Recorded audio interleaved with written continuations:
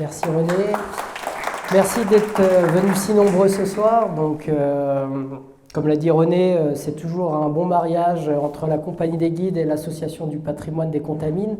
Ça fait peut-être plus de 10 ans qu'on travaille ensemble. Et la conférence aux Contamines, elle a une importance particulière pour la Compagnie des Guides. C'est un peu l'ouverture de notre fête des guides.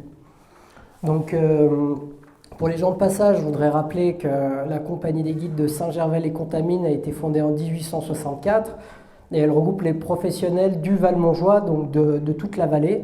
C'est pour ça que lors de cette fête des guides, on a des manifestations dans le haut et dans le bas du Val-Montjoie. La fête des guides a été structurée dès 1938 à Saint-Gervais. Ensuite, elle a été remaniée après la Seconde Guerre mondiale pour prendre la forme qu'elle connaît actuellement. Et son principal but, donc, c'est d'alimenter un fonds de solidarité qui s'appelle la Caisse de secours. Et cette Caisse de secours nous permet d'aider les guides blessés, les familles endeuillées. Alors forcément, ce n'est pas une assurance. Aujourd'hui, les guides ont des assurances modernes. Mais en 1864, ça avait du sens. C'était un des piliers fondateurs de notre compagnie. Et aujourd'hui, on essaye de continuer dans ce sens-là en termes de solidarité, même si parfois c'est symbolique. Et cette année, on s'est rendu compte que la solidarité jouait un grand rôle dans notre vallée. Et j'aimerais avoir une pensée particulière pour nos collègues qui sont disparus cet hiver en montagne, et particulièrement pour Clément, qui était l'enfant du pays, l'enfant des Contamines, et qui aurait été peut-être ce soir avec nous. Donc cette conférence, elle n'est pas très originale. Je l'ai déjà fait hier à Saint-Gervais. Mais je sais que les contaminards ont du mal à passer le pont des Cruets, alors je voulais la refaire dans le Haut-Val-Montjoie. Et que c'était important justement de participer à cette fête des guides et au patrimoine dans les 2 communes de la vallée, parce que pour l'instant il n'y a encore que 2 communes. Et donc on est très contents, les guides de Saint-Gervais, les guides des Contamines, d'être présents ce soir. Il y a Stéphane, il y a Yves qui m'ont accompagné pour me soutenir dans cette conférence. Et c'est eux qui tiennent cette fameuse caisse de secours qui fait appel à votre générosité et à vos dons. C'est des dons libres. Lors de votre sortie, vous pouvez déposer un don dans la petite boîte en bois. Donc la conférence de ce soir, je voulais parler un petit peu des refuges. Il y a des grands spécialistes autour de nous, alors j'espère que je ne vais pas trop me tromper. Mais cette conférence, elle s'inscrit aussi dans un cycle. C'est le musée des guides, la maison forte de Haute-Tour à Saint-Gervais est en pleine restructuration. La scénographie classique s'est arrêtée l'année dernière. Et pendant 2 ans, on accueille une exposition temporaire du musée dauphinois qui nous a été prêtée et qu'on a remaniée avec le service du patrimoine de Saint-Gervais pour vous proposer une exposition donc, sur les refuges dans les Alpes, avec bien sûr des exemples précis et nombreux sur les refuges du Val-Montjoie. Donc je vous invite à découvrir cette exposition qui va se terminer en 2024, je pense, à la maison forte de Haute-Tour à Saint-Gervais. C'est un peu loin, je sais, hein, mais l'exposition mérite le déplacement. Et à partir de 2024, on va recréer une scénographie classique sur l'historique de la Compagnie des Guides et l'historique de l'alpinisme, les 230 ans d'alpinisme dans le Val-Montjoie. Donc pour commencer en avant-propos, je voudrais vous parler donc de cette notion de refuge qui est quand même présente depuis très longtemps dans le Val-Montjoie. Avant de construire le bâtiment, déjà le concept existait. Et dès le XVIe siècle, dès le XVIIe siècle, le Val-Montjoie et les vallées alpines accueillent, non pas des touristes à l'époque, mais souvent des gens, des réfugiés, des gens qui sont marginalisés. Et je voulais citer l'exemple de la glorieuse rentrée des Vaudois, donc, qui se passe à l'époque moderne, où une minorité protestante décide de retourner dans ces vallées du Piémont et fait tout un périple dans les Alpes et vient se réfugier dans le Val-Montjoie, en passant notamment par le col de la Fenêtre et le col du Bonhomme, et va construire, ou du moins squatter, comme on dit aujourd'hui, des chalets d'altitude au niveau du col du Bonhomme et notamment au Mont Jovet, au plan Jovet. Donc c'est les plus anciennes notions de refuge qui ne sont pas liées à l'alpinisme ni au sport, mais vraiment au sens premier du terme, le terme de réfugié. Le terme va évoluer avec la naissance de l'alpinisme. Vous savez que dans les Alpes du Nord, l'alpinisme va se structurer, on va dire, à partir du milieu du XVIIIe siècle. Alors, on a tendance à faire naître l'alpinisme dans le Dauphiné avec la première ascension du Mont Aiguille, mais c'est une réalité historique qui est relativement limitée, n'en déplaise aux Dauphinois. C'est vraiment à partir des années 1740 que les premiers touristes britanniques viennent à Chamonix pour explorer, donc, dans une notion de naturaliste, de scientifique, de géologue, les hauts sommets alpins. Et principalement, deux Anglais, Wyndham et Pocock, vont découvrir ou redécouvrir la mer de glace. Ils vont leur donner le nom à ce glacier en regardant, à l'époque, la mer de glace était bien plus haute qu'aujourd'hui. En voyant ces grands amas de glace, ils comparent ça à une mer qui a été gelée instantanément et ils font un parallèle entre les crevasses et les séracs et les vagues d'une mer et ils vont donner le terme de mer de glace à ce glacier. Donc, avec ce début de l'alpinisme se pose la question des ascensions et bien sûr la question de comment réaliser ces ascensions. À l'origine, les ascensions sont limitées parce qu'à la fin du XVIIIe siècle, la société est encore pleine de superstitions, empreinte de religion, et la société est principalement agro-pastorale. Donc on pense, les gens pensent, les paysans, nos ancêtres, affirment même qu'on ne peut pas dormir en montagne, que c'est le repère du malin, le repère des démons, et qu'il est difficile de passer une nuit en montagne sans être surpris par différents esprits, et ce qui limite principalement les premières ascensions qui vont être tentées en une seule fois et qui bien sûr limitent leur portée. Pourquoi ça ? Tout ce mythe autour de l'alpinisme et de la nuit en montagne est conditionné par la société agro-pastorale de l'époque, et cette société vit principalement de l'exploitation des alpages et de la terre. Et tout ce qui est situé en haute montagne, les rochers, les glaciers, cela n'intéresse pas nos ancêtres parce qu'il n'y a pas une vocation agricole, économique, voire de survie. J'ai un ami guide à Chamonix, Jean-Philippe Coutet, qui m'expliquait il n'y a pas si longtemps que les anciens chamoniards affirmaient au début du 19e et fin du 18e siècle, tout ce qu'il y avait au-dessus du plan de l'Aiguille appartenait à Courmayeur, parce que les glaciers, les rochers et ces montagnes ne les intéressaient pas. Donc les premières tentatives, on a essayé de les faire en une fois, on dirait aujourd'hui en one-shot ou en push-up, comme disent les trailers du moment, mais ce qui limite fortement le succès des ascensions. Et on voit les premières tentatives, notamment au milieu du 19e siècle, partir de la vallée et essayer d'arriver au sommet en une fois. Les meilleurs exemples sont les premières tentatives en direction du sommet du Mont Blanc, où on se rend compte que les premiers découvreurs de Saussure et même Bourritte vont faire des tentatives en une fois depuis Bionasset et échouer notamment à l'Aiguille du Goûter, car les distances sont importantes, le timing n'est pas respecté, vous savez qu'en montagne le timing a une grande importance, et cela crée des difficultés. Donc ces premiers découvreurs vont se poser la question de la nuit en altitude. Et c'est Jacques Balmat qui va résoudre le problème. Jacques Balmat, vous le connaissez, c'est le découvreur du Mont Blanc, le père des guides, on peut dire, originaire des pèlerins, hameau de Chamonix. Et Jacques Balmat, il va participer à une expérimentation, à une expédition expérimentale qui rentre dans le cadre de la concurrence entre Saint-Gervais et Chamonix pour la découverte du Mont Blanc. Donc à la fin du XVIIIe siècle, deux caravanes partent des villages respectifs de Saint-Gervais et de Chamonix pour essayer de trouver l'itinéraire le plus réalisable en direction du Dôme du Goûter. Jacques Balmat fait partie de la caravane chamoniarde et ils arrivent au Dôme du Goûter, pensant que l'itinéraire des Grands Mulets est le plus simple.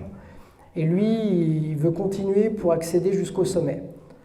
C'est quelqu'un d'assez ombrageux, d'un fort caractère, et il va un peu se grogner avec les autres guides, et il laisse repartir les caravanes dans la vallée, prétextant la recherche de cristaux, et il va tenter seul de gravir l'arête des Bosses. Il va échouer. Alors aujourd'hui, ça nous paraît surprenant, hein, l'arête des Bosses est un itinéraire plutôt classique, mais à l'époque, sans crampons, c'est difficile, et il raconte qu'il fait des tentatives à Califourchon, et qu'arrivé à une certaine altitude, il doit rebrousser chemin. Il est pris par la nuit, et donc il est obligé de bivouaquer, comme on dirait aujourd'hui. Alors bivouaquer pour lui à l'époque, c'est dormir sous une grosse pierre, et il va passer donc une des premières nuits connues en altitude, à un endroit qui existe toujours à l'heure actuelle, qui s'appelle le gîte à Balma. Et donc il va démontrer qu'on peut dormir en altitude, sans être croqué par un démon, sans mourir par manque d'oxygène. Et donc ce qui va un petit peu temporiser ses contemporains et prendre connaissance qu'il est possible de passer une nuit en montagne et qu'il est même très utile de le faire pour pouvoir réaliser des ascensions avec succès. Donc c'est la naissance de ces premières cabanes. Alors on utilise le terme de cabane à la différence de la Suisse qui traduit le refuge. En France, c'est vraiment la première structure, le bivouac. Et donc ces premières cabanes vont être commandées par les alpinistes de l'époque qui engagent les guides. Alors le métier de guide n'existe pas comme on le connaît aujourd'hui, hein. Il n'y a pas de diplôme assermenté délivré par l'État. C'est avant tout les chasseurs de chamois et les cristalliers qui connaissent le terrain et qui se font embaucher principalement par des clients qui sont les premiers touristes qui appartiennent à une certaine aristocratie, à une bourgeoisie, dans les diverses cours européennes, et notamment les Anglais et les Genevois, qui ont développé des sociétés bourgeoises orientées autour du protestantisme, ce qui leur libère du temps pour aller parcourir les montagnes. Donc la première cabane qui est connue dans le Val-Montjoie, c'est la cabane de Pierre Ronde. Elle va être construite en 1785 par des guides de Saint-Gervais qui habitent le hameau de Bionasset. Donc à l'époque, le glacier de Bionasset descend très bas en aval du plat de l'Ar, et donc ils vont monter les matériaux. Alors c'est des matériaux très sommaires, hein, principalement des charpentes de construction, pour créer une petite capite, comme on dit en patois chez nous, donc une première cabane pour pouvoir accueillir deux Saussures qui fait une tentative versant Saint-Gervelin du Mont Blanc avant de réussir la deuxième ascension du Mont Blanc depuis Chamonix. Cette cabane de Pierre Ronde, elle est située au col du même nom. Et aujourd'hui, on arrive à situer à quelques mètres près son emplacement. Elle se situe près de la cabane des Rognes, en aval du refuge des Tétrousses. Donc c'est le premier refuge de ce qu'on va appeler la voie royale du Mont Blanc. Donc malheureusement, de Saussure va échouer, hein, et c'est par Chamonix qu'il va avoir plus de succès en engageant Jacques Balma. Cette cabane de Pierre Ronde, aujourd'hui, c'est l'ironie de l'histoire, elle se situe sur la commune des Ouches. Le découpage communal et administratif parfois nous réserve des surprises. Donc elle n'est pas située sur la commune de Saint-Gervais, ce qui pose encore aujourd'hui des problèmes pour la cabane forestière. Pour le Haut-Val-Montjoie, vu qu'on est aux Contamines, mention particulière à Trait-la-Tête. Trait-la-Tête, on pense à partir de la fin de l'époque médiévale, c'est un lieu d'alpage où on monte les troupeaux. Ce qu'il faut imaginer, c'est que du hameau du Cugnon jusqu'à Trait-la-Tête, la forêt n'est pas présente. Ça reste des pâturages, des alpages. Et donc, dès 1730, on a la mention dans le cadastre sarde de chalets, de bergeries qui permettent d'abriter les troupeaux. À la différence de l'itinéraire du Mont Blanc sur Saint-Gervais, le bassin de Trait-la-Tête est situé en marge des alpages. Il est moins rocailleux, et donc les premiers découvreurs du bassin de Trait-la-Tête vont s'appuyer sur des bâtiments existants, sur des alpages de haute altitude, pour pouvoir faire leur première tentative. Et dès 1812, on a la mention d'un alpage qui sert de refuge pour les voyageurs, qui appartient à la famille Mattel et à la famille Ador. Et donc c'est à partir de ce camp de base que la découverte du bassin de Trait-la-Tête va se faire. Aujourd'hui, ça nous paraît un peu surprenant. On est habitué à dormir au refuge des conscrits pour pratiquer l'alpinisme dans le bassin de Trait-la-Tête. Ce qu'il faut savoir, c'est qu'à l'époque, le glacier descend très bas en direction de la combe de l'Alaïa. Et depuis Trait-la-Tête, on prend très vite pied sur le glacier et très rapidement, on peut rejoindre les différents itinéraires. Le camp de base du Mont Blanc, autre type de refuge, qui va plutôt s'apparenter à un hôtel, donc c'est le pavillon de Bellevue, qui est fondé donc après la période napoléonienne. Donc pour la petite histoire, à la fin du XVIIIe siècle, la rivalité entre Saint-Gervais et Chamonix est grande pour savoir quelle commune, quelle compagnie des guides et quelle personne va arriver au sommet du Mont Blanc la première. Vous savez que l'histoire va favoriser Chamonix. Et donc pendant une longue période, le Valmontjoie et Saint-Gervais va tomber un petit peu dans l'oubli en termes de développement touristique autour de la montagne. C'est qu'à la fin des guerres napoléoniennes, en 1817, qu'un baron autrichien, le baron Ludwig van Velden, va venir promener ses chaussures dans le Valmontjoie. Il est cartographe, il a cartographié une partie du Mont Rose, il est passionné de montagne. C'est un officier d'artillerie, ce qui est important dans le milieu de la montagne parce que ce sont des officiers qui ont l'habitude justement de cartographier les endroits. Et donc lui, il va remettre au goût du jour l'itinéraire Saint-Gervalin du Mont Blanc, donc l'ascension du Mont Blanc par l'aiguille du Goutet. Et il va faire une tentative dans ces années-là, qui va solder aussi par un échec. Ils vont bivouaquer en haut de l'aiguille du Goutet. Mais l'Europe va entendre parler de cette tentative et le Valmontjoie va redevenir à la mode pour l'ascension du Mont Blanc. Un aubergiste de Saint-Gervais qui s'appelle Nicolas Genoroux, qui a le sens des affaires et qui n'est pas très honnête non plus, va avoir l'idée de construire un pavillon plutôt confortable à Bellevue et va faire une publicité mensongère dans les pays européens en affirmant que les guides de Saint-Gervais ont réussi à faire l'ascension du Mont Blanc depuis son pavillon en une journée par un itinéraire plutôt facile et plus intéressant que celui de Chamonix. L'idée, c'est pour lui d'attirer une clientèle nombreuse dans son pavillon et aussi de redonner un petit coup d'élan à l'ascension du Mont Blanc depuis notre versant. Malheureusement, ça va mal se terminer pour lui. Le représentant du tsar en Europe, qui s'appelle Christian Almer, qui est un Allemand habitant en Russie, au service du tsar de Russie, passionné de montagne, va arriver dans les Alpes et va entendre parler de cette petite affaire. Et il est intéressé donc par la proposition de Nicolas Genoroux et il décide d'embaucher des guides du Valmontjoie, de dormir dans ce fameux pavillon et de tenter une ascension du Mont Blanc depuis Saint-Gervais. L'ascension va très mal se passer, non pas que les guides sont mauvais, non pas que le pavillon est un peu éloigné, mais simplement parce que l'envoyé du tsar a une très mauvaise forme physique et il n'est pas acclimaté. La caravane est obligée de rebrousser chemin à l'aiguille du Goutet et l'affaire se solde par un scandale international où, vexé, Christian Almer va faire un procès au guide de Saint-Gervais et notamment à l'aubergiste Nicolas Genoroux et à son pavillon, affirmant qu'il a menti, ce qui est d'ailleurs vrai. Et donc ce qui va encore une fois porter un coup fatal au développement touristique de notre vallée.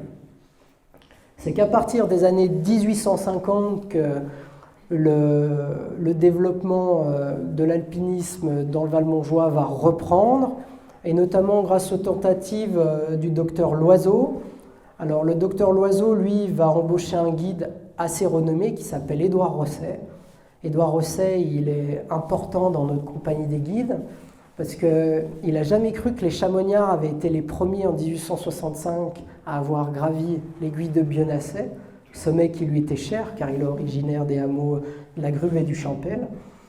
Et donc il va faire différentes tentatives sur l'aiguille de Bionasset, ce qui va lui donner une notoriété certaine. Et il va être embauché donc par ce docteur Loiseau, un docteur parisien, et pour faire une tentative en direction du Mont Blanc. Un petit peu plus malin, ils vont construire une première cabane qu'on va appeler la cabane à l'oiseau, donc rien à voir avec l'animal, hein, mais qui prend le nom de l'alpiniste. Et cette cabane à l'oiseau, elle est située à un lieu qui existe encore, qui s'appelle le Bec à l'oiseau, qui a gardé le nom de son découvreur, et qui est situé dans l'aiguille du Goûter. Non pas au sommet de l'aiguille du Goûter, comme l'a affirmé le Club alpin dans ses diverses revues, mais bien à une altitude plus basse, dans l'aiguille du Goûter, à l'arrivée de la traversée du Grand Couloir. Et aujourd'hui, donc, on voit ce replat qui a accueilli cette première cabane. Cette cabane a été construite en 1854 et malheureusement, elle ne va pas permettre à nos 2 ascensionnistes de faire une ascension heureuse du Mont Blanc. En parallèle de ces tentatives d'alpinisme, il y a le développement de ce qu'on appelle aujourd'hui la moyenne montagne.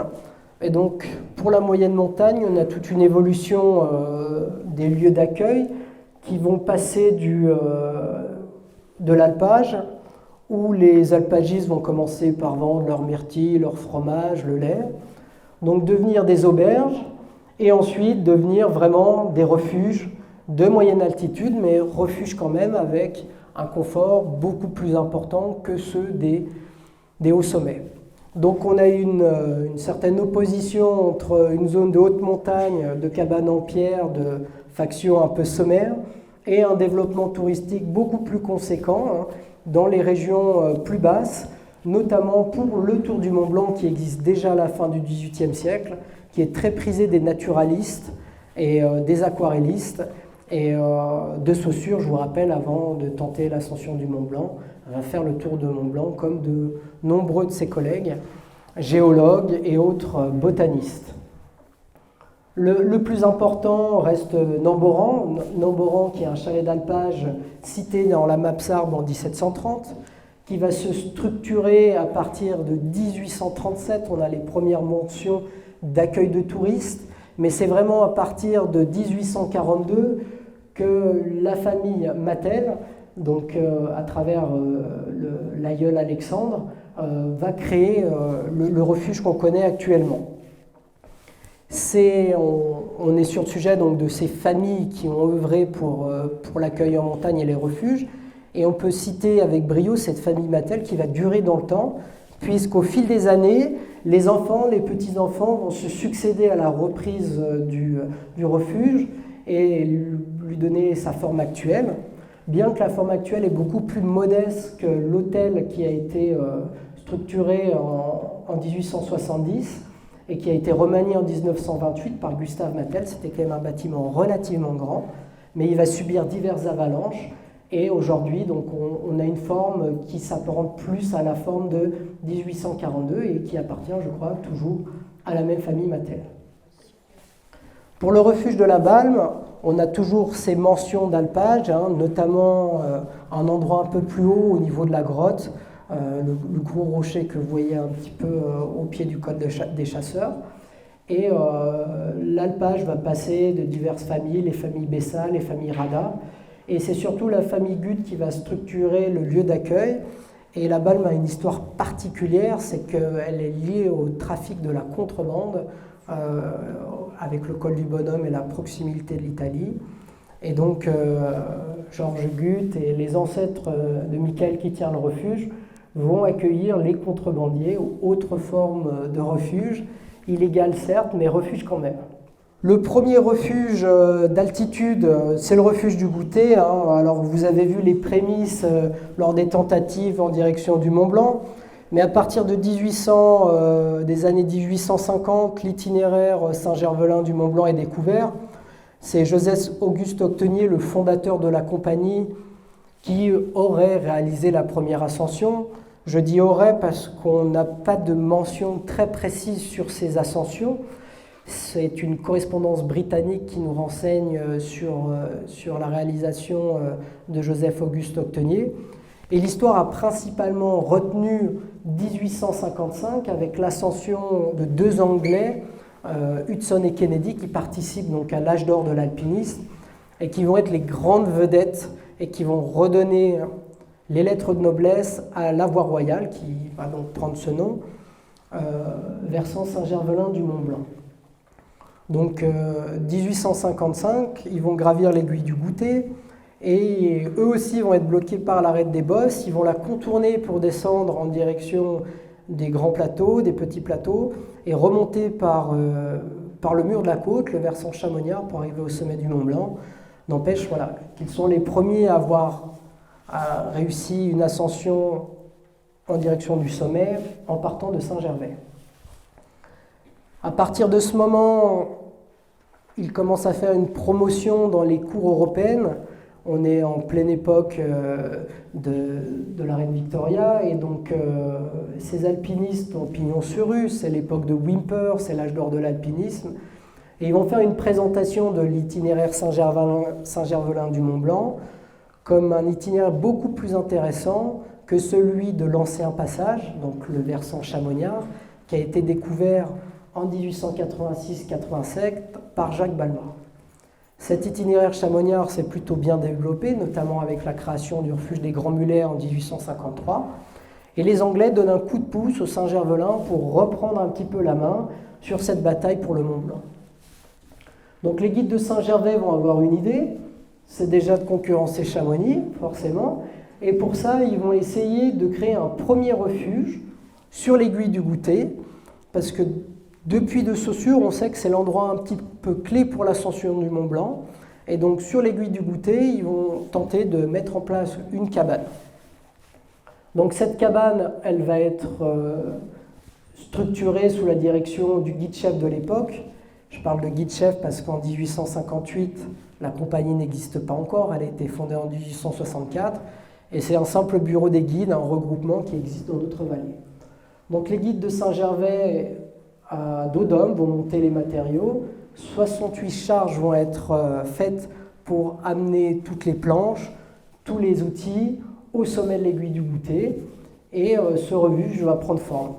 C'était un petit refuge de 6 à 8 places en bois et qui permettait donc aux guides de Saint-Gervais de vendre les ascensions du Mont Blanc et aux alpinistes de passage de pouvoir s'abriter, chose qui nous paraît classique aujourd'hui, mais qui était quelque chose de novateur à l'époque pour l'itinéraire du Mont Blanc.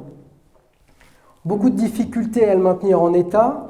À l'époque, les conditions climatiques sont, du moins pour les glaciers, plus difficiles qu'aujourd'hui, et régulièrement les guides de Saint-Gervais montent faire des campagnes pour piquer la glace, comme ils disent. Le glacier avance, du moins la calotte glaciaire avance encore un petit peu, et menace régulièrement de pousser cette coquille de noix qui est agrippée donc, au sommet de l'aiguille du Goutet. Ce refuge du Goutet, cette première cabane, elle a une importance particulière ici, parce que déjà elle permet de structurer l'itinéraire du Mont Blanc, donc elle a une réalité sportive et alpinistique, mais aussi c'est un atout dans la rivalité entre les deux passages en direction du Mont Blanc, et ce qui permet de concurrencer Chamonix. Et à partir de 1858, l'itinéraire des Grands Mulets va progressivement baisser pour laisser place à cet effet de mode qu'est l'itinéraire de Saint-Gervais. Alors l'itinéraire est mis en place, donc peut-être grâce à ce refuge, la compagnie des guides va se structurer en 1864. L'État légifère aussi à l'époque sur les diplômes de guide, et ça, c'est grâce à la compagnie des guides de Chamonix qui, fondée en 1821, va avoir un poids très important dans la création du métier de guide. Donc on arrive à la fin du 19e siècle, et à la fin du 19e siècle, l'âge d'or de l'alpinisme est passé, et c'est vraiment le boom touristique des ascensions, et notamment des ascensions du Mont Blanc. Une famille va avoir une importance particulière dans la création de ces refuges, c'est la famille de Numa-Alantaz, et Numa-Alantaz, il va avoir l'idée donc de découper en plus l'ascension du Mont Blanc en créant un refuge à Tétrousse, qui va être le premier refuge un petit peu confortable sur cette voie royale. Et avec son beau-frère guide Auguste Malien, ils vont créer une société du refuge de Tétrousse en 1890 pour pouvoir permettre aux alpinistes de faire une étape de plus et notamment de se restaurer. Si le premier refuge du Goutet a été créé avec une volonté sportive et de découverte pour pouvoir accéder au sommet du Mont Blanc, ce refuge de Tétrousse a une vocation beaucoup plus économique où les guides ont quand même bien flairé un petit peu le business. Et donc, ils vont essayer de faire ce qu'on appelle à l'époque un chalet-hôtel, donc un refuge un petit peu plus aménagé, donc pour détourner une clientèle plus précieuse et pouvoir gagner confortablement leur vie. Donc ce Numa Alantaz, c'est un guide méconnu à Saint-Gervais, mais vous l'avez tous rencontré à un moment donné dans vos recherches généalogiques. C'était le photographe du Val-Montjoie. Il avait donc un cabinet photographique et c'est lui qui a fait les portraits de nombreuses personnes à l'époque et qui aujourd'hui nous servent dans nos recherches archéologiques et historiques. Donc il était photographe, guide de haute montagne et du coup il s'improvise hôtelier d'altitude. Et donc très vite ce premier refuge de Tétrousse va être surnommé la cabane à Numa car c'est un personnage qui est quand même assez connu dans la vallée. Malheureusement, on l'a redécouvert tardivement, hein, l'année dernière lors des recherches grâce à la revue Encouter. Et on a lui, photographe, qui a photographié la moitié de la vallée, on ne connaît pas son visage. Au fil des successions, ce refuge de Tétrousse va passer à d'autres familles. Numa a une santé un petit peu fragile et il va s'éteindre dans les années 20 à Chambéry, suite de maladie. Et donc, son bâtiment va être vendu ensuite à la famille de Lachat, puis à la famille Orsay en 1934.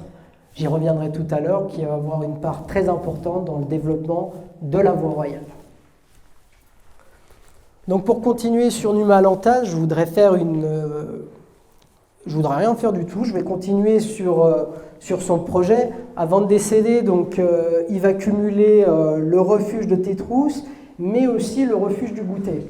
Et ce n'ont pas les Orsay qui vont créer ce système unique entre le Nid d'Aigle et le Mont Blanc avec la possession des différents refuges. Ce n'est pas le club alpin comme aujourd'hui qui possède tous les refuges et qui a structuré l'organisation. C'est bien Numa Alantaz qui obtient en 1903 l'autorisation de reconstruire l'ancienne cabane, qui a été saccagée en 1902 par des alpinistes pas très sympathiques apparemment. Donc l'autorisation est donnée par la commune de Saint-Gervais. Vous savez que c'est la particularité du refuge du Goûter, c'est que le terrain, malgré l'altitude, appartient à la commune de Saint-Gervais. Et c'est la section du club alpin du Mont Blanc, qui est la section du Faucigny. À l'époque, il y a une section pour tout le Faucigny, qui va aider Numa Alantaz donc, à restructurer le refuge. Les travaux sont terminés en 1906 et pour la première fois, donc, on a une seule famille qui exploite donc, les deux refuges sur la voie royale. Voilà, mon aparté est là, c'est que je voulais parler un petit peu de l'arrêt de Payot. Ça va intéresser les passionnés d'alpinistes et puis les gens qui ont fait l'ascension du Mont Blanc. Vous savez qu'aujourd'hui, l'ascension du Mont Blanc est parfois un peu périlleuse avec le réchauffement climatique et c'est toujours le couloir du Goûter qui pose des problèmes avec les chutes de pierre. Et les guides de Saint-Gervais et de Chamonix ont réfléchi à trouver des itinéraires différents pour accéder au sommet de l'aiguille du Goûter. Et il y a quelques années, donc, on a parlé de l'arrêt de Payot. On a essayé de remettre au goût du jour cet arrêt de Payot. C'est Ludovic Jacquet, un guide de Saint-Gervais, qui l'a exploré pour voir si cet ancien itinéraire d'ascension pouvait être remis au goût du jour pour éviter de traverser le grand couloir. Donc on m'a posé plein de questions sur l'historique de cette voie que je ne connaissais pas, du moins que de nom, et on avait peu d'informations dans les archives, et on a retrouvé l'année dernière, notamment, non cette année, c'est dans le Encouter de cette année, je vais faire un peu de pub, vous pouvez le découvrir, c'est dans l'article sur Numa Alantaz, que lui-même est à l'origine un petit peu de la mise au goût de la redécouverte de cet itinéraire, car en 1903, associé à Frédéric Payot de Chamonix, il crée un itinéraire qui évite la traversée des grands couloirs. Et donc c'est Frédéric Payot qui est vraiment qui va tenir le projet en coopération avec la commune de Saint-Gervais, et donc l'arrêt emprunté va prendre son nom. Et donc les guides de Saint-Gervais vont être mis à contribution justement pour purger et mettre au goût du jour cet itinéraire. Et cet itinéraire va être emprunté, les guides présents dans la salle pourront m'aider, je crois jusque dans les années 1960. Et aujourd'hui encore, on voit des traces de peinture donc, dans l'arrêt de Payot, qui est l'arrêt parallèle de l'itinéraire actuel d'accès au sommet de l'aiguille du Goûter. Donc on va changer de versant, hein. Le Mont Blanc, c'est bien sympathique. On a vu donc, que les refuges ont été structurés, le tourisme s'est mis en place, donc on arrive à l'aube de la Première Guerre mondiale. Et il y a une vraie vocation touristique à l'alpinisme. C'est un complément d'activité pour les paysans de notre vallée, mais pour de nombreuses familles, ça devient une ressource importante, voire principale, et notamment pour la famille Mollard. La famille Mollard, alors désolé, c'est pas celle des Contamines, hein. C'est une famille Mollard qui vient de la Villette, il y a des Mollards aussi à Saint-Gervais. Et donc c'est la famille de Louis Mollard. Louis Mollard est un des doyens de la Compagnie des Guides, c'est le fils de Frédéric Mollard qui était lui guide aussi, et c'est un ami du grand guide de Chamonix, Charles Estraton, et donc ils vont réaliser de nombreuses courses, et Louis Mollard a l'idée de mettre en place tout un système pour pouvoir promener ses touristes dans la vallée qu'il affectionne particulièrement, qui est le vallon de Miage. Donc il va avoir une réflexion assez moderne avant l'heure, il va inventer ce qu'on pourrait appeler aujourd'hui le tout compris, où on prend en charge les clients dès leur arrivée dans la vallée, et donc on leur fait réaliser une ascension avec des hébergements à différentes altitudes, différents étages, qui permet à la famille de profiter de nombreux revenus. Et donc Louis Mollard, donc, il développe un concept, c'est l'ascension de la Bionasset, donc en tout compris. L'idée, donc, c'est de prendre les clients des thermes, qui sont montés en char-à-banc ou en mulet jusqu'à sa maison, sa ferme familiale de la Villette. Là, c'est la première étape, ils passent une nuit à la Villette, donc ils sont logés, nourris, voilà, c'est un petit peu les vacances à la ferme. La deuxième étape de son tout compris avant l'heure, donc c'est les chalets de Miage. Ils possèdent la buvette qui se trouve à l'entrée des gorges de la Gruve, et donc bien sûr, étape oblige, on boit un petit coup à la Gruve, donc encore quelques piécettes qui tombent dans son escarcelle, et on monte dormir dans le chalet d'alpage à Miage. Troisième étape, c'est la montée au col du Tricot. À l'époque, le col du Tricot est beaucoup moins sauvage qu'aujourd'hui, car dès les années 1860, si je me souviens bien, les comtes Nicolaï, qui sont des aristocrates parisiens, se sont payés le luxe de se faire construire un pavillon de chasse au col du Tricot. Et donc ces comtes Nicolaï vont construire un pavillon de chasse, 3 bâtiments, avec beaucoup de confort, une pharmacie, un lieu d'étude des plantes de montagne, l'eau courante. Ils vont faire des captages avec ce qu'on appelle les baignoires, donc en direction de plans glaciers, pour pouvoir alimenter leur pavillon en eau.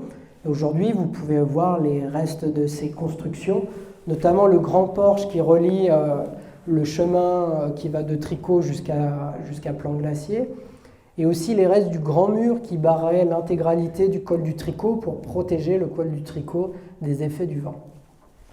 Louis Mollard, assez malin, les comtes Nicolaï sont ses clients de montagne, il va récupérer la concession, il va se faire donner tout simplement le refuge, et en 1899, dans 1898, il reprend les chalets, ce qui lui permet de faire une étape de plus, c'est sa femme qui va le tenir, et donc les clients se restaurent, passent une nuit avant de repartir.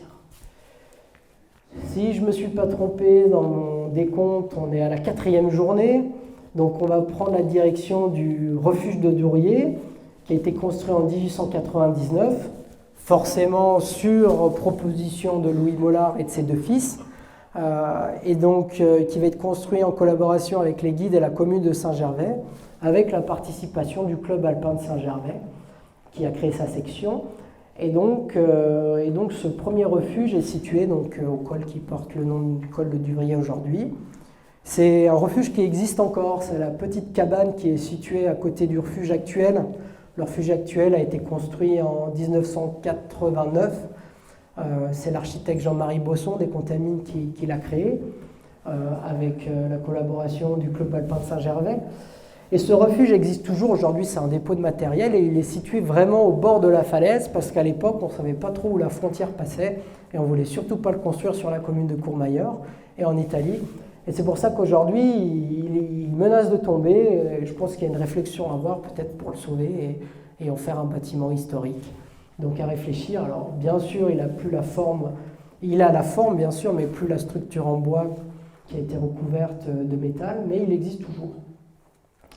Donc ce refuge de Durier permet donc le jour 5, toujours sous la direction de nos guides Mollard, de partir soit à l'aiguille de Bionasset, soit à la traversée intégrale des dômes de Miage. Course qui se réalise encore de nos jours. Donc pour passer à une autre famille et revenir sur l'itinéraire classique du Mont Blanc, c'est la famille Orsay. Alors, la famille Orsay, elle est connue notamment grâce à Léon Orsay qui a été pendant longtemps un des doyens de la Compagnie des Guides. Il est connu dans le Val-Montjoie, c'est le premier guide à être sorti un petit peu de la vallée, avec des ascensions dans différents massifs, les Écrins, la Vanoise. Il a développé aussi une passion pour les itinéraires de longue durée, avec la première traversée des Alpes de Chamonix à Nice et de Nice à Chamonix.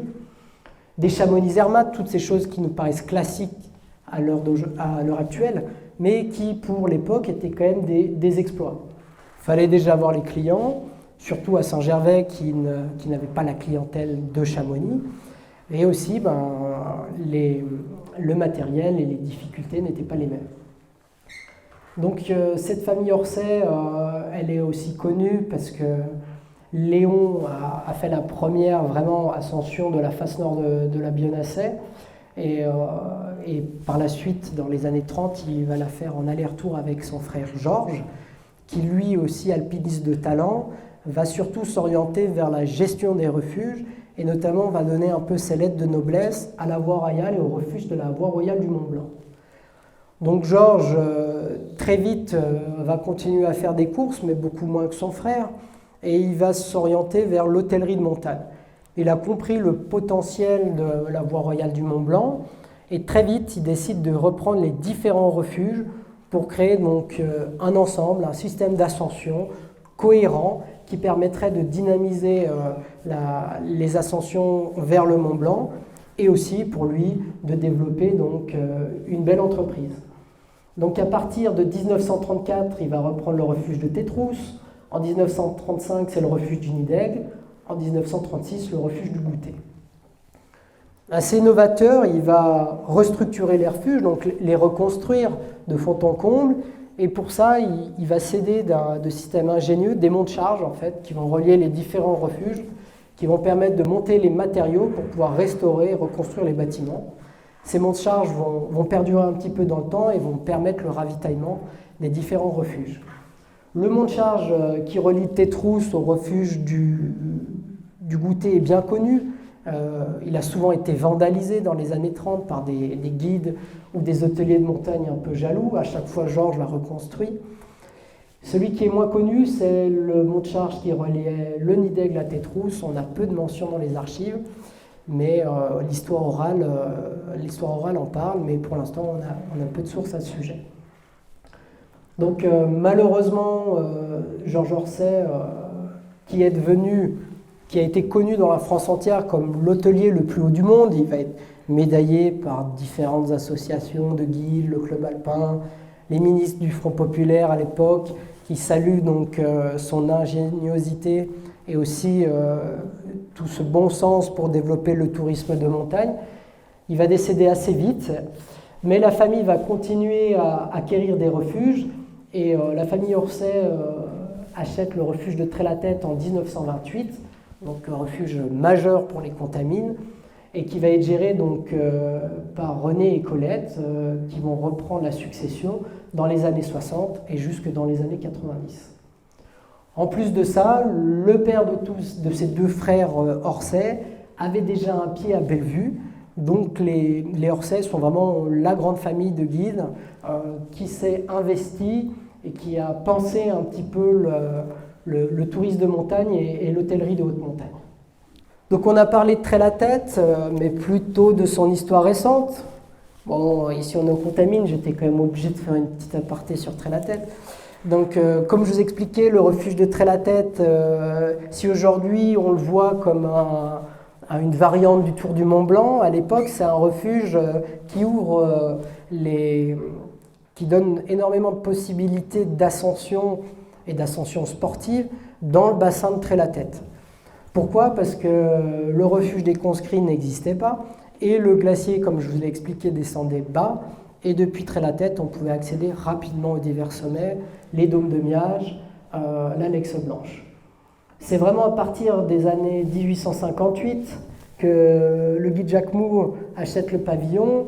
Ce Jacques Mou a fait la première traversée des dômes. Alors la première ascension a été faite en 1849 depuis le glacier d'Armançette par Joseph Auguste Octenier. Mais c'est notre guide Contaminard qui a fait la première traversée comme on la connaît aujourd'hui. Et lui, il a l'idée de faire un camp de base, de faire un point de départ à ces ascensions. Et donc c'est Trait-la-Tête qui va devenir le refuge pour pouvoir découvrir ce bassin. Les différents alpinistes vont s'y succéder. Le refuge va fructifier, il va passer donc aux mains de nombreuses familles des Contamines. En 1880, la famille Rabot de la Vie et ensuite la famille Mattel. C'est vraiment donc le point de départ des ascensions de ce bassin. Et ce vieux refuge, il existe toujours, c'est le refuge annexe du refuge de Marielle Thuat qui gère le nouveau refuge à l'heure actuelle. Et le refuge actuel, il va être structuré à partir de 1907, donc par la famille Barbier et Mermoux. Il va passer donc au sein de différentes familles et aujourd'hui il existe toujours. Ces deux refuges existent toujours et depuis les années 2000, donc suite à la dynastie des Orsec qui va exercer dans ce refuge de 1928 à 1992, c'est Marielle Thuat donc, qui assure donc, la gestion de ce refuge. Ce refuge qui est à l'origine un refuge pour les alpinistes va devenir un refuge plus pour les randonneurs avec la création du refuge des conscrits qui lui va être pensé déjà dès les années 1920. Mais des conflits d'intérêts entre les différents contaminards vont lui donner vie bien plus tardivement.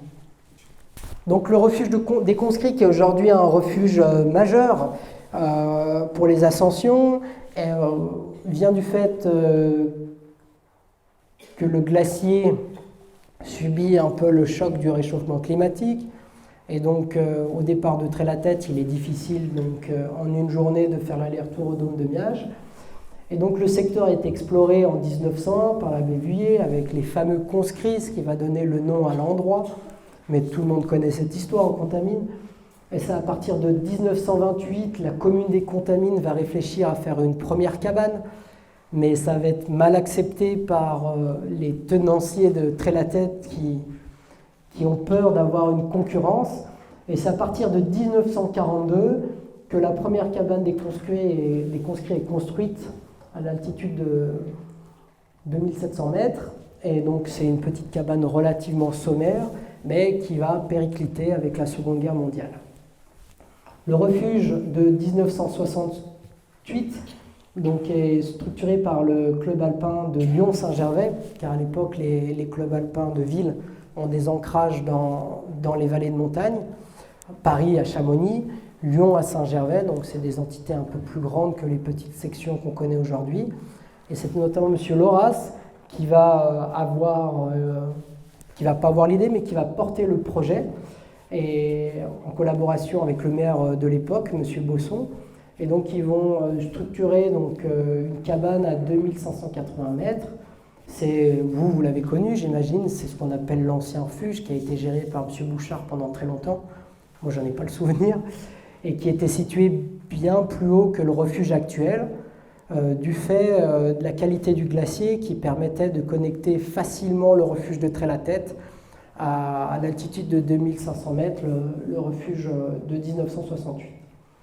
Et à partir de 1997, donc c'est le refuge moderne, qui est mis en place par le Club alpin de Saint-Gervais, qui est réalisé par l'architecte Gaston Muller, et que c'est l'architecte qui est gardé par Christine Mantel à l'heure actuelle, que vous connaissez, et qui permet de réaliser la grande ascension de l'endroit sur la traversée des dômes de Miage, qui sont en très bonnes conditions cette année.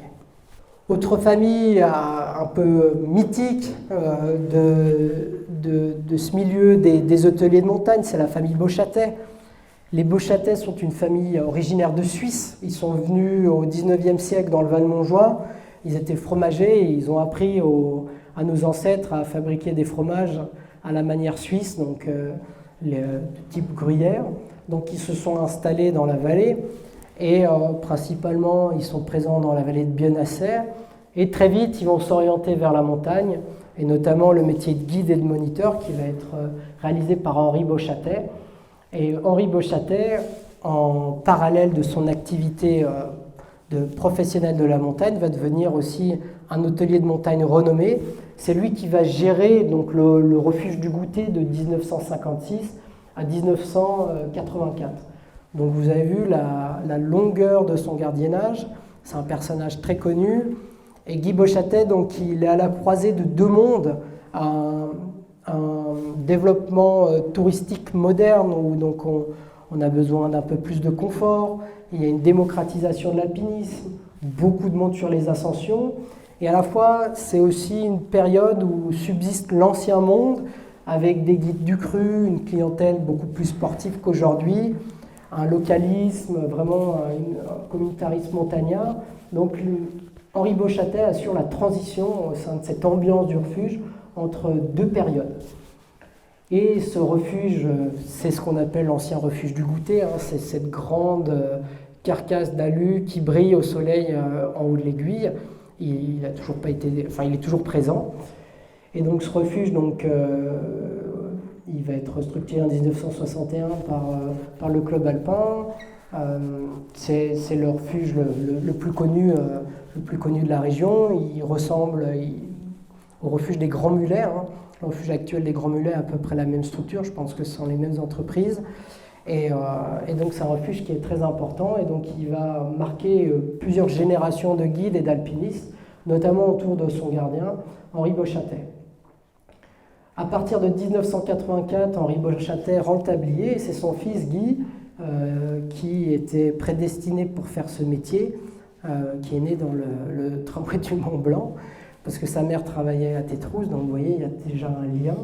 Et donc Guy Beauchâtet va reprendre le refuge. Par la suite, vous savez, dans les années 2000-2010, le refuge va arriver au bout de sa vie et va être abandonné. On construit, et le club alpin national, cette fois-ci, va reconstruire ce gros refuge de forme elliptique qu'on connaît aujourd'hui, qui pose certains problèmes, mais qui assure la continuité de toute cette épopée des refuges de montagne sur l'aiguille du Goûter.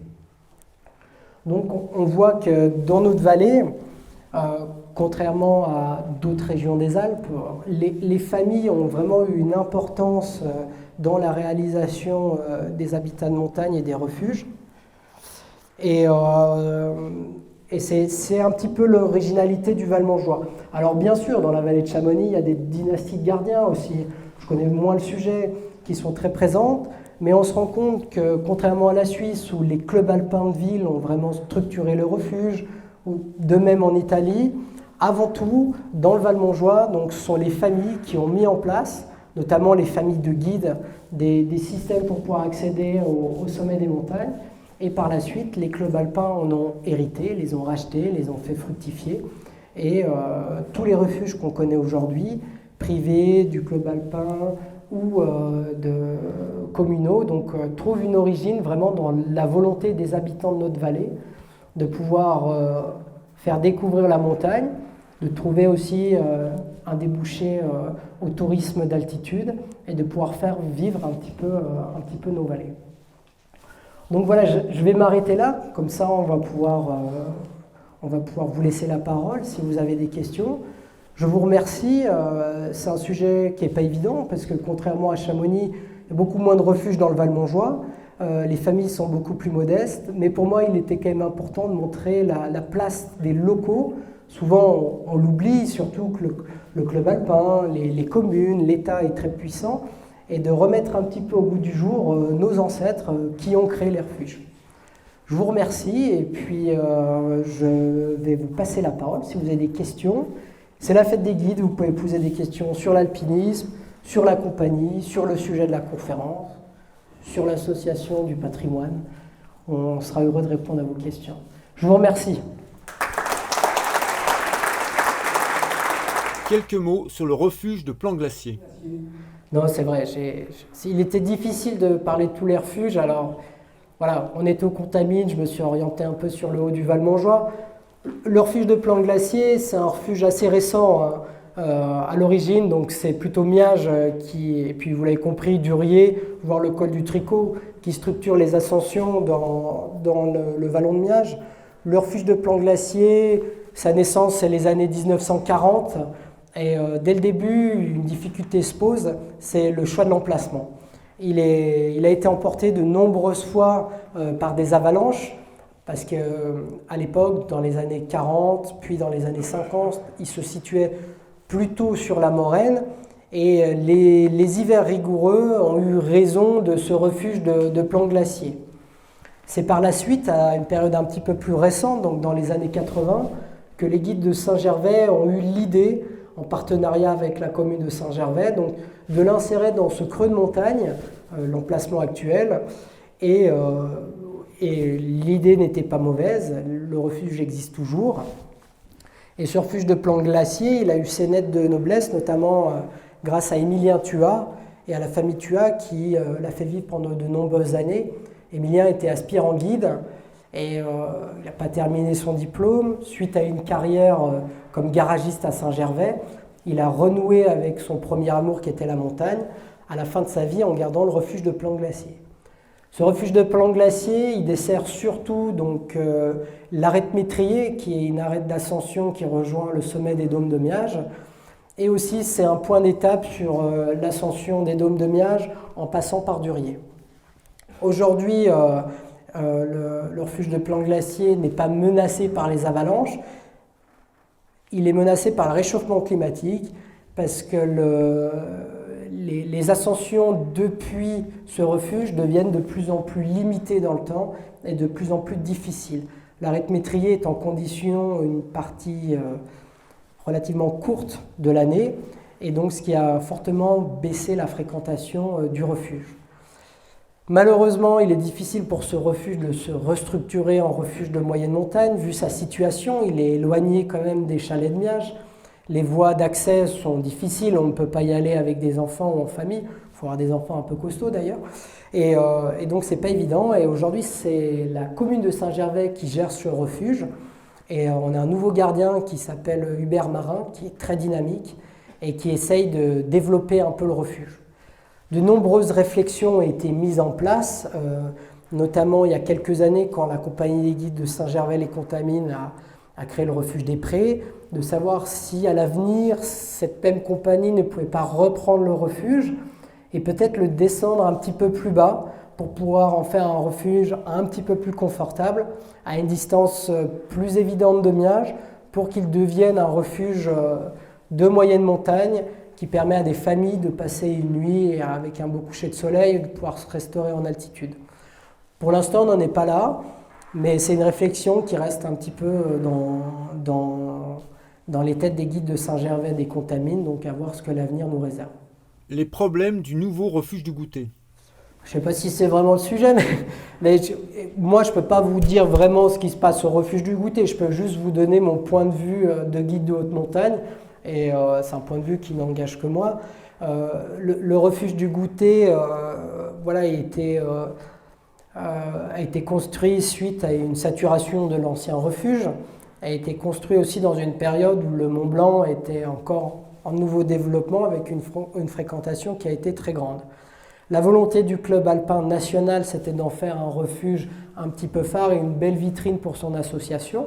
Et donc le siège qui se trouve à Paris a fait un refuge très très moderne avec des technologies relativement complexes et qui aujourd'hui ne sont pas tout le temps adaptées donc, à l'altitude de 3800 mètres et aux réalités en fait, de la fréquentation et de l'altitude.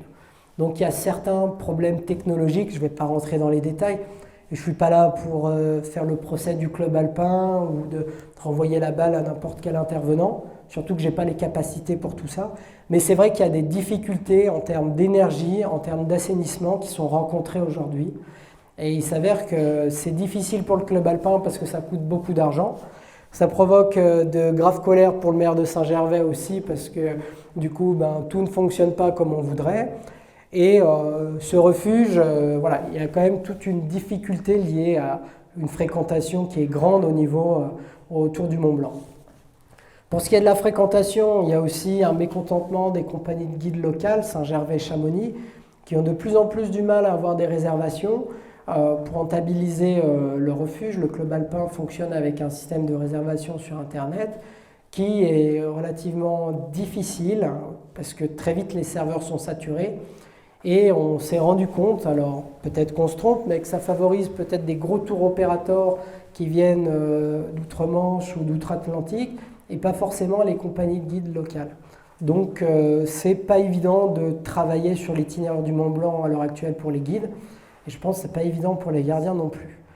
Le club alpin national, donc c'est pas les sections de Saint-Gervais qui gèrent ces refuges, ont fusionné l'organisation entre le Nid d'Aigle, Tétrousse et le Goutet, un petit peu sur le modèle des Orsay ou des Alantaz. Et ça a permis de résoudre certains problèmes, et il y a encore de nombreux enjeux à résoudre sur la voie normale du Mont Blanc. Ce qu'il faut bien comprendre, c'est que le Mont Blanc, c'est un sommet un peu particulier qui ne relate pas du tout l'esprit et puis la manière de fonctionner dans les autres sommets, les autres ascensions. C'est quand même un état dans l'état et un monde à part, par son succès, par sa fréquentation. Donc voilà, le refuge du Goutet fonctionne, mais il y a des difficultés. Quelques mots sur l'arrêt de Paillot. Alors j'ai pas la question, il faudrait... Si on avait de vieux guides dans la salle, ils pourraient peut-être répondre. Je pense que l'arrêt de Paillot, le rocher est vraiment très mauvais. Vous allez me dire l'aiguille du Goutet aussi, mais à la différence de l'itinéraire actuel, la partie sommitale de l'arrêt de Paillot se redresse beaucoup. Et donc peut-être que techniquement c'est un petit peu plus difficile, il y a un peu plus de pente, je pourrais dire simplement. Et à l'époque, donc dans les années d'avant-guerre et puis d'entre-deux-guerres, la fréquentation était quand même modeste. Aujourd'hui, avec une fréquentation importante, il y aurait beaucoup de travaux de purge à faire, parce qu'il y a beaucoup de blocs en suspension. Et puis la fonte du permafrost, le réchauffement climatique fait qu'aujourd'hui, on n'est plus sur des petits éboulements qui sont localisés, on est vraiment sur des écroulements d'envergure. Et l'arrêt de Paillot ne serait pas plus protégé que l'itinéraire actuel de l'aiguille du Goutet.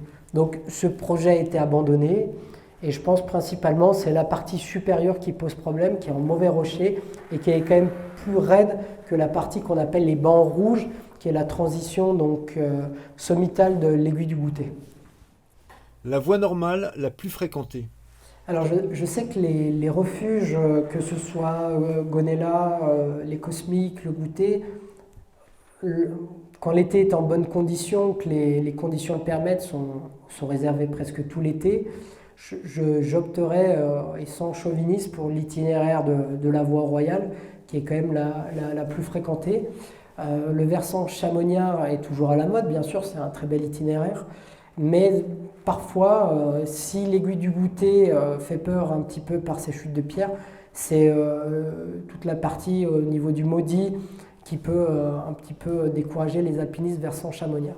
Donc je pense que la fréquentation dépend beaucoup des conditions, mais il y a quand même un élan et une certaine mode, je dirais, pour l'emprunt du versant Saint-Gervelin. Et par exemple, la compagnie des guides de Chamonix utilise les deux itinéraires, alors que la compagnie des guides de Saint-Gervais ne passe que par l'aiguille du Goutet. Donc ce qui illustre un petit peu le fait que l'itinéraire du Goutet génère plus d'intérêt et est un petit peu plus fréquenté. Quelques mots sur le refuge des Prés. Alors le refuge des Prés, c'est le dernier né dans les refuges du Val-Montjoie, c'est le petit nouveau. À l'origine, le refuge des Prés était un alpage qui appartenait à la famille Rada, qui a été ensuite un alpage communal, donc qui permettait de mettre les troupeaux dans les différents alpages au pied du col de la Fenêtre et au pied du col des Chasseurs, donc des alpages qui datent de la fin de l'époque médiévale. Et au fil des années, la fréquentation et le développement de l'agropastoralisme a baissé.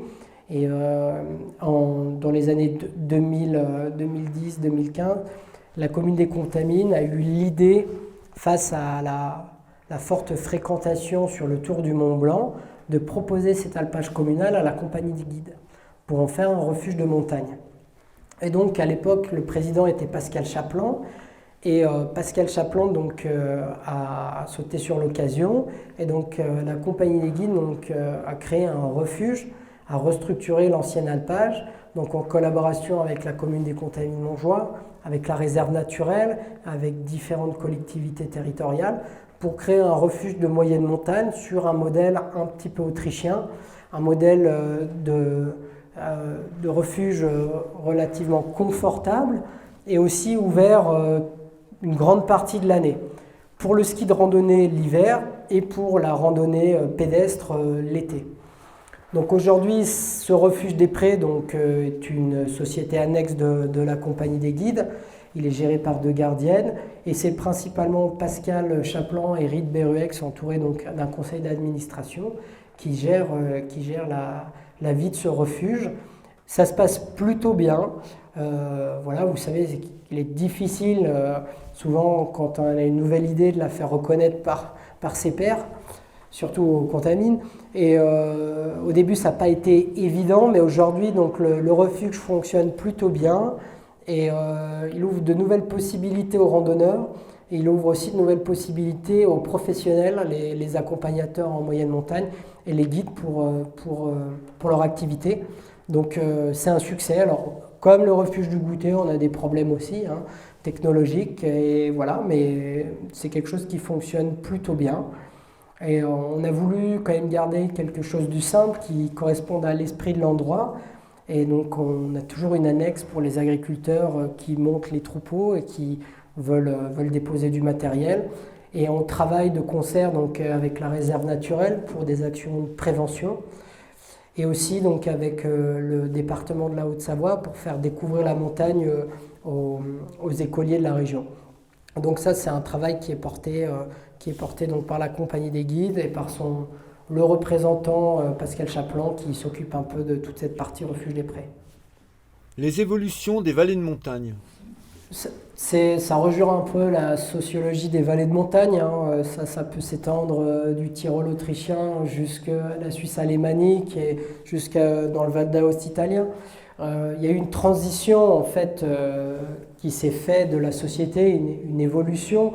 On est passé d'une société traditionnelle d'agropastoralisme, de vie communautaire dans des vallées reculées où la vie était difficile, à un développement touristique qui s'est fait progressivement, où il n'y a pas que le métier de guide ni l'alpinisme, le thermalisme en fait partie, le développement des stations de ski aussi. Et donc il y a eu une transition qui a eu des avantages, donc un développement économique, un développement d'infrastructures, donc avec la création des premiers hôtels, avec la création de nombreux aménagements pour accueillir les touristes.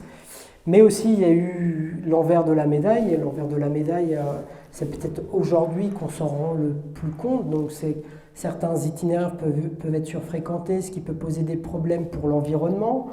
Le tourisme de montagne, il ne profite pas forcément à tout le monde, même s'il génère quand même dans notre région beaucoup de travail et puis un certain niveau de vie. Mais oui, ça a une importance qui est quand même grande. Après, voilà, il se sera décliné sur une étude qui est beaucoup plus large que celle de refuge de haute montagne et du métier de guide et qui prend de nombreux paramètres en compte. Pour le métier de guide, à l'origine, les guides, comme je vous ai expliqué, étaient des paysans. C'était des gens du terroir, des gens de la terre qui étaient bûcherons, paysans, cristalliers, chasseurs de chamois. Et puis progressivement, l'arrivée de ces premiers touristes, les Anglais, les Genevois, ont permis donc d'écouler les produits de la ferme et aussi de gagner quelques piécettes en allant les promener en montagne.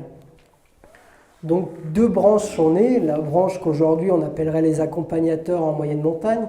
L'idée c'était de promener la belle madame ou le beau monsieur des thermes sur son mulet en allant au Prarion ou en allant visiter donc, la langue glaciaire du glacier de Trait-la-Tête. Et il y a une deuxième branche qui est née, ce qu'on appelle le métier aujourd'hui de guide de haute montagne, où là sont vraiment les alpinistes, le métier comme vous le concevez aujourd'hui, où donc ces paysans, par leur connaissance de la montagne, ont commencé à emmener donc les premiers explorateurs sur les hauts sommets. Et donc tout ça donc, a géré effectivement une économie qui a aussi généré donc, le développement et la création des refuges. Et par la suite, dans les années, dans les années d'entre-deux-guerres et puis surtout après la Seconde Guerre mondiale, la bascule s'est faite au point que donc, les locaux n'étaient plus que guides et moniteurs de ski et avaient abandonné progressivement l'activité agro-pastorale. Donc cette transition, je pense, on peut la dater dans les années 60, Les années 60, les guides avaient encore quelques vaches. Je vous rappelle que Lionel Terray, pour entrer à la compagnie des guides de Chamonix, a été obligé d'acheter un petit lopin de terre dans la vallée pour pouvoir postuler. Donc il y avait encore un ancrage communautaire. Et à partir des années 60 et bien sûr les années 70, on assiste à l'arrivée de personnes de l'extérieur et l'agropastoralisme décroît, en tout cas dans le plus activité du métier de guide et de moniteur, pour arriver au métier comme on connaît aujourd'hui, où les guides sont principalement guides une grande partie de l'année. Les évolutions du métier de guide. Alors que ce soit dans le Val-Montjoie ou ailleurs, il y a une évolution de la montagne, alors qui est liée à une période plutôt chaude de l'atmosphère terrestre, aux activités humaines. Quoi qu'il en soit, il y a une disparition des glaciers. J'ai vu des glaciologues suisses qui me disaient que d'ici les années 2080, 80% des glaciers suisses auront disparu. Alors ils organisent des colloques avec les archéologues pour pouvoir faire des cartes de prévision du recul des glaciers suisses pour que les archéologues aillent prospecter pour essayer de trouver de nouvelles informations. Donc ça fait le malheur des alpinistes et des glaciologues, mais le bonheur des cristalliers et des archéologues. Quoi qu'il en soit, ça modifie le métier de guide, ça modifie déjà en fait la périodicité de la pratique de l'alpinisme. Aujourd'hui, les courses du mois d'août, les courses en neige bien sûr, que nos anciens réalisaient au mois d'août, elles vont être transférées plutôt dans la saison, juillet voire juin. Serge Mermoux, un des doyens de notre compagnie, disait qu'avant, pour aller au Mont Blanc, on ne pouvait pas y aller au mois de juin parce qu'il y avait trop de neige. Et puis juillet-août, c'était la bonne période. Aujourd'hui, avec le réchauffement climatique, c'est plutôt le mois de juin où on se rend compte que la compagnie est débordée parce que du coup, les gens prennent des créneaux pendant ces périodes pour réaliser les courses de neige. Donc il y a un transfert, donc on va de plus en plus tôt dans la saison réaliser les courses de neige et les courses glaciaires. Aussi, il y a une modification des itinéraires. Il y a une modification des itinéraires parce que les glaciers disparaissent, ce qui allonge les temps d'ascension et puis aussi ce qui bloque les passages. Le meilleur exemple, c'est donc la création du nouveau chemin des conscrits qui a été fait dans les années 2011-2013, je crois, et donc par les guides des Contamines, avec la fameuse passerelle, ouais. Et à l'origine, on partait de Trait-la-Tête et il fallait monter sur le glacier et puis on prenait le grand virage, puis on arrivait au sérac de Trait-la-Grande, puis le refuge des conscrits. Voilà. Dans les années 2000, c'était plus possible et on a rajouté des échelles. Il a fallu modifier l'itinéraire. L'itinéraire qui est bien plus long et donc ça crée des difficultés aujourd'hui. En plus des itinéraires d'accès au refuge, les itinéraires d'ascension peuvent être modifiés. Et il est vrai qu'à certaines périodes, les itinéraires sont plus dangereux, liés à la chute des séracs, aux crevasses, et à de nombreux dangers objectifs qui étaient peut-être moins présents avant et qui deviennent plus réguliers. Alors le retrait des glaciers et puis la fonte du manteau neigeux, c'est une chose, mais il y a aussi la fonte du permafrost, qui est en fait cette glace qui s'apparente au pergélisol, qui est insérée donc dans la structure des montagnes. Avec la hausse des températures, elles fond, et c'est comme si vous enleviez le ciment dans une construction, les briques tombent. Donc les montagnes qui sont composées principalement de roches, elles sont sujettes aussi au réchauffement climatique, et c'est ce qui crée des éboulements réguliers et des éboulements parfois imprévisibles qui sont assez dangereux. Donc il y a un changement au niveau de la temporalité de la pratique, il y a un changement des itinéraires d'accès au refuge, il y a une variation des itinéraires d'ascension, et il y a aussi donc une dangerosité des itinéraires et une accidentologie un petit peu plus grande. Voilà les modifications. Rien de vraiment très joyeux. Hein. Donc je pense qu'il n'y a que les cristalliers, comme j'ai dit, qui doivent se réjouir de ça. Alors ça peut réduire l'activité. Vous avez tous en mémoire l'été dernier où les périodes de canicule à répétition ont condamné des itinéraires prestigieux. Le Mont Blanc Alors on ne peut pas parler de fermeture d'itinéraire, mais le Mont Blanc a été déconseillé pendant une partie du mois d'août. Même chose pour le Cervin. Le Grand Paradis a été principalement en glace, qui réduit quand même les ascensions, puisqu'il faut avoir des pratiquants qui sont très aguerris, que ça augmente les risques, et ainsi de suite. Je crois que même à l'Eiger, les guides suisses ont dû installer des passerelles en bois sur les glaciers aux alentours. Donc ça a un impact sur la pratique, effectivement. Aujourd'hui, l'impact, il n'est pas non plus catastrophique. Il y a peu de guides qui ont dit j'arrête mon activité à cause du réchauffement climatique. C'est une organisation qui est différente. Le guide, par nature, c'est quelqu'un qui s'adapte. Il s'adapte à son client, il s'adapte à ses collègues, il s'adapte à son milieu. Donc les guides sont toujours en perpétuelle adaptation. Donc je pense que nous nous adaptons, consciemment ou inconsciemment, au réchauffement climatique. Et donc on crée donc des possibilités de course à des moments divers et variés. Et aussi on trouve de nouveaux itinéraires et on organise le temps un petit peu différemment. Peut-être que les courses de neige pour l'instant se font plus au mois de juin, que les guides vont faire plus d'escalade au mois d'août. Et revenir au mois de septembre, avec le retour du froid, à des courses de neige. Donc c'est une adaptation permanente qui crée des difficultés, mais qui aujourd'hui ne crée pas une précarité de la profession, à mon sens. C'est une organisation qui est différente. Plein de collègues qui vont partir en vacances au mois d'août, si vous parlez ça aux anciens, ils auraient halluciné. Donc c'est une évolution du milieu. Alors malheureusement, ce n'est pas une bonne évolution, parce que ce n'est pas lié à une sociologie, c'est quand même lié à un vrai problème climatique. Mais pour l'instant, on ressent des difficultés, notamment pendant les périodes de grande sécheresse et de canicule, mais ça n'a pas un impact qui vont nous faire mettre la clé sous la porte. Après, à l'avenir, on ne sait pas. La régulation de la voie normale du Mont Blanc. Alors, c'était un peu le grand cheval de bataille du maire de Saint-Gervais, et puis aussi du préfet, hein, parce qu'il n'y a pas toujours que le maire de Saint-Gervais derrière tout ça. C'était de réguler justement cette voie d'accès, alors qu'on parle de la voie royale. L'idée pour les élus locaux, alors qui pose problème pour certains guides, c'est que souvent les élus prennent des décisions sans forcément concerter les acteurs de la montagne. Mais quoi qu'il en soit, les élus locaux, les représentants de l'État en tout cas, sont responsables de la sécurité sur leur territoire. Et l'idée c'était de dire on se fixe au nombre de places qu'il y a dans les refuges et on sait à peu de choses près les personnes qui sont sur l'itinéraire. Donc refuge de Tétrousse, refuge du Goûter, refuge du Nid d'Aigle. Là je m'arrête sur la voie royale, je ne connais pas très bien le versant chamoniard. Donc du coup, voilà, il faudrait calculer, il y a 120 places au refuge du Goûter, il doit y avoir 90 places au refuge de Tétrousse, peut-être un peu plus. Le refuge de Nid d'Aigle reste quand même assez anecdotique pour l'ascension du Mont Blanc. Donc ça vous donne à peu près une estimation du nombre de personnes chaque jour. À rajouter les personnes qui font les ascensions en une journée, au départ du train ou au départ de leur commune, les gens qui traversent venant de Chamonix ou venant de Gonella, donc il y a quand même une fréquentation qui est relativement grande. Quand je parle de fréquentation, il faut bien s'entendre, ce n'est pas le métro parisien non plus. Il y a des pics de fréquentation à un moment donné, mais on passe toujours quand même un bon moment si on va faire l'alpinisme sur le Mont Blanc. Pour l'itinéraire, je crois qu'il y a plus de 30 à 33 000 personnes qui tentent l'ascension par an.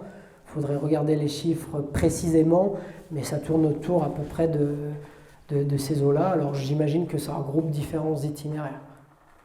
Un petit mot sur les refuges d'hiver. Alors justement, c'est un petit peu lié au réchauffement climatique. C'est que les gardiens de refuge ont compris qu'il fallait aussi décaler les périodes d'ouverture. Donc alors pendant l'hiver, les refuges ont souvent des annexes qui sont les refuges d'hiver, qui sont des abris non gardés et qui permettent aux passionnés qui veulent profiter d'une montagne un peu plus sauvage de réaliser leurs ascensions, qui permet aussi aux alpinistes en perdition de s'abriter. Il y a toujours ce concept de refuge qui reste très important dans le milieu de la montagne. Souvent, les refuges qui sont sur des itinéraires de ski de randonnée sont ouverts au printemps. Donc généralement mars, avril, mai, pour pouvoir permettre le ski de rando. C'est le cas des conscrits, qui est un itinéraire assez renommé pour l'ascension des dômes de Miage à ski au printemps, qui est ouvert au printemps. Et là, les gardiens, justement, réfléchissent à ouvrir au printemps et à ne plus fermer entre le mois de mai et le mois de juin, pour justement attirer des alpinistes qui veulent profiter des conditions de neige et de glaciers un peu plus favorables en début d'été. Et donc c'est le cas du refuge des conscrits qui a tourné en continu depuis le mois de mars jusqu'à en ce moment. La gardienne n'a pas fermé au printemps justement pour essayer de faire une bonne saison de ski de randonnée et tout de suite d'embrayer sur de l'alpinisme estival quand les conditions sont encore favorables. Donc l'ouverture des refuges au printemps est souvent située sur des itinéraires de ski de randonnée et aussi favorisée aussi sur des itinéraires qui sont qui sont liées au glacier. On essaye de favoriser très tôt les ascensions pour permettre aux participants d'avoir les meilleures conditions.